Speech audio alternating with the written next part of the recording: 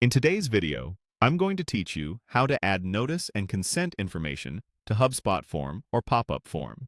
Adding clear notice and consent to your forms helps visitors understand how their data will be used and gives you a reliable record of permission. This is essential for privacy standards and good customer experience, and HubSpot makes it straightforward once you know where to look. Start by opening your browser and searching for HubSpot. Click the official HubSpot site and sign into your account.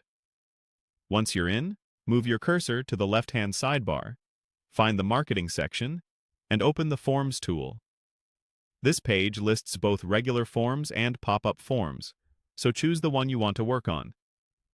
Hover over its name and select Edit to open the form editor.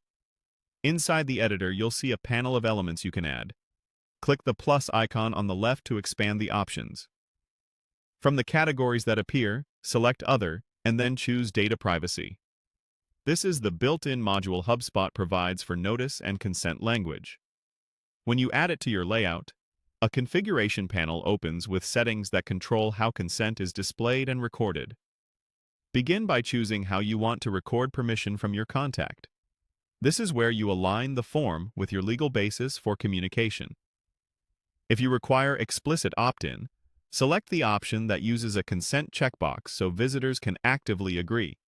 If your policy is based on legitimate interest, choose the setting that reflects that approach. Pick the one that matches your organization's compliance needs and the expectations for this form.